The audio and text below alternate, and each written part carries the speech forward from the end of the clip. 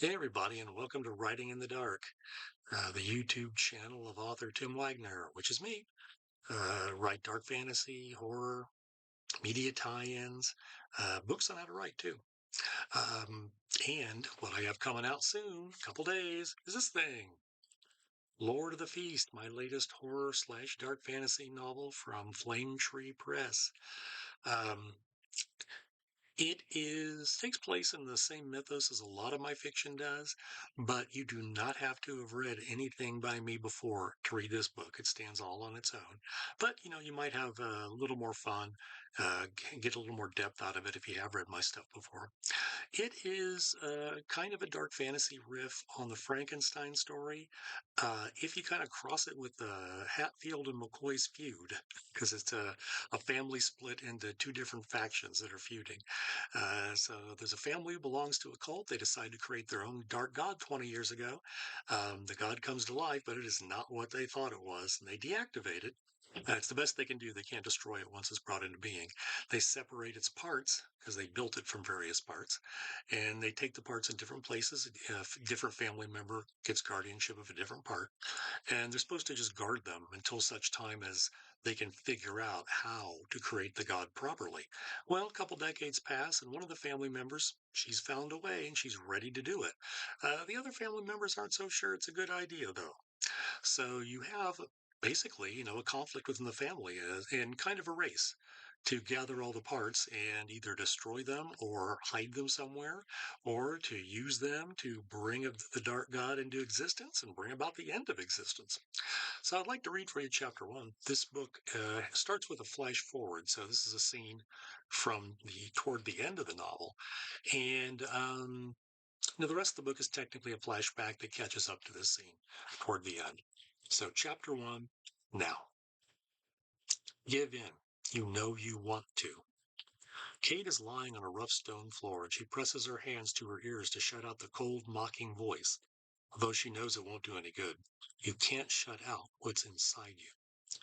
The world around her is a riot of noise and motion, and her mind struggles to make sense of what's happening. She catches only fleeting impressions, a maelstrom of wraith-like forms swirling around her, Ethan chanting in an alien language. Even with her ears covered, the foul words stab into them like ice picks. She draws in a shuddering gasp of air so frigid it sears her lungs, and she's grateful for the pain. It centers her, focuses her. Above her on the ceiling, no, where the ceiling should be, is she doesn't want to think about that, doesn't want to look up and see, afraid that if she does, she'll lose what's left of her mind. There's no need to fear. The gyre loves all, especially you. Go fuck yourself, she says. Maybe out loud, maybe not. Inside her head, the voice laughs. You first. Her vision swims with tears of terror, pain, and sorrow, and through them she sees Lee kneeling on the floor, head bowed, wrists and ankles bound with leather restraints, a ball gag in their mouth. Great Aunt Caprice stands next to Lee, and she grips their curly black hair and yanks their head up, forcing them to watch the completion of the rite. I'm so sorry, love, Kate thinks. Lee doesn't look at her, stares blankly forward, and Kate wonders how much of their mind is left. An older man, bearded and disheveled, kneels next to a rusted shopping cart, hands clasped in front of him as if he is praying, on his face an expression of almost childlike wonder. Ethan stands in the center of the chamber, wild-eyed, brown hair blowing in a sourceless wind. In his hands he grips the Liber Gravitas Itineribus, the Book of Depravity, cover fashioned from fragments of fused bone, pages formed from desiccated, discolored flesh, letters written using the dark blood of the greatest sinners to ever walk the face of the earth. On the front and on the floor in front of Ethan is a collection of unclothed body parts, arms, legs, torso, head. Each part comes from a separate individual. Men, women, different races, different ages, and the parts look fresh as if harvested within the hour. There's no blood at the junctures where cuts were made to separate the pieces from their original bodies. The top of the skull has been removed, exposing only emptiness within. The parts to begin to move with a life of their own, writhing as Ethan reads from the book, his mouth speaking blasphemous words, each syllable causing micro tears in reality. The wraith things swirled around him like a miniature ethereal cyclone, making him difficult to see, and Kate can't read the expression on his face. Does he feel joyful, apprehensive, triumphant? Maybe all three, she decides. He is, after all, creating a god. The longer Ethan reads aloud, the more damage reality takes. The air is brittle now, sharp, burning, and breathing feels like inhaling white, hot metal razors.